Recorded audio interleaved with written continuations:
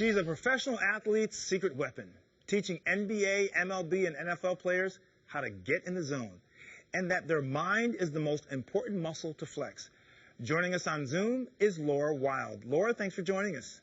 Hi, Dr. Ian. Glad to be here with you. So you work with the NBA and you teach players how to be more intuitive. What do you mean by that? Well, I teach athletes how to get in the zone. And when you get in the zone, you're at this high level of intuition. I mean, you kind of feel pretty psychic because you're really in tune with your teammates, with the coaches, and maybe even the referees, which can obviously help a lot. Now, is this just something for athletes, or can anybody become more intuitive in the way that you're speaking of it? Yeah, every single person has the ability to be intuitive. It's just a matter of using it, because I've been scammed myself, so I had to make a decision ahead of time that I'm going to use my intuition as the primary decision-making tool. I'm going to use my internal biofeedback. Does my chest feel tight? Does my gut hurt? Because even though we can look at other people and know if they're lying or scamming us, we can actually tune into our own bodies and see what our own bodies are doing. So when you want to be kind, but your body says no, or your body says ouch, then you have to make a decision to follow that, because your gut feeling is far more powerful than some of those cognitive decisions we might want to make. Absolutely. Follow your gut. Listen, what can we do with all of our little athletes? They're at home, they're not playing sports, tournaments are canceled, and they don't have the formal kind of competition. But what can we do, I mean, you know, in games that they love, help build their intuition? Well, what I always do with people anytime they're in stagnation or in a rut, which it feels like many of us are right now, is I have them create a really big, huge statement that's like bigger than anything they've created, where it's something like this: I am the best basketball player on planet Earth. And then you have to step into that. So what you do is you create a huge statement, and then you have superhuman mental imagery that goes with that. So you would actually close your eyes and imagine yourself like leaping over a backboard, and your mental imagery backs up that big, huge statement, right? Because it's really crazy that you would say that.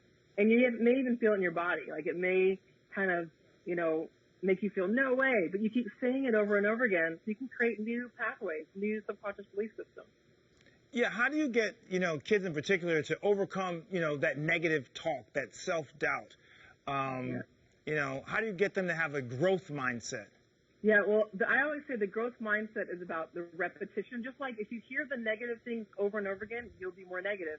But if you want to have a growth mindset, you have to have a really powerful belief system that kind of goes beyond what you can imagine.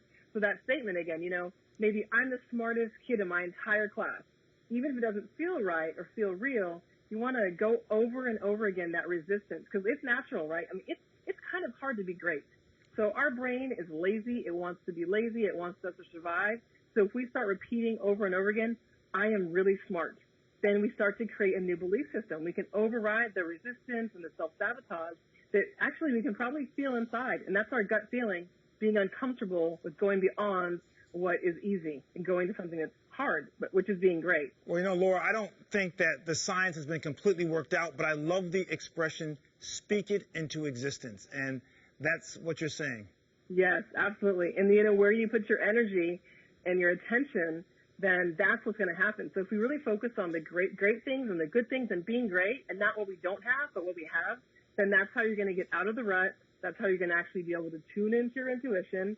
And I would say have a better life and really feel comfortable and safe out there in the world with, you know, the way things are going right now. Awesome. Well, Laura Wilde, thank you so much for joining us today with this great advice. Thanks, Dr. Ian.